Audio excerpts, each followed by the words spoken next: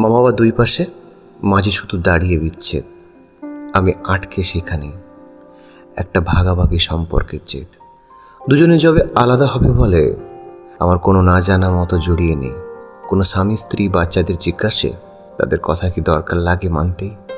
আমাকে দাও দিয়েই বাবা নতুবা মার কাছে, দুজনের কাছে একবার আধবার যেতেই চাই না। ফেরি হওয়া ভালো লাগে ফেরিওয়ালার কাছে। হে ভগবান, আমি একজন কারোর হয়ে যাই না।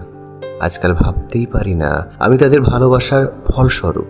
দুজনার মুখের দিকে তাকিয়ে দেখলে ভাবি রাতের যৌন সম্পর্কের বাধ্যরূপ আমি, কিংবা ফলস্বরূপ।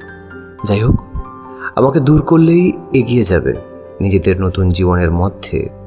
দেখতে গেলেই আমি তো সেই সম্পর্ক, আটকে রাখার বা চলতে থাকার খুঁট, না ভাঙতে দেওয়ার আকাল জোর। আমি যদি নাই বা হতাম, কিংবা হওয়ার আগে যদি আলাদা হয়ে যেত, চারিদিকে এত চর্চা না টেনে বেরোতো, গালিগালাজের আওয়াজটুকু না পৌঁছাতো। দেখতেও বিভৎস লাগে তাদের নতুন সম্পর্কগুলো। নিজের বাবা নতুন মার নামে অন্য মেয়ের সাথে, সেরকম মাও নতুন বাবা করে অন্য ছেলের সাথে। আমি তো জন্মের আগে এরকম জানতামই না। উপরওয়ালা হয়তো প্রতীক হিসাবে পাঠিয়েছেন, কেনই বা হলাম দুজনের চলা সুন্দর সম্পর্কে। এই করেই ভগবান আমার জীবনটাকে মানিয়েছেন। কি জানি আগের জন্মের কিসের প্রতিশোধে এমন বানিয়েছেন আমায়।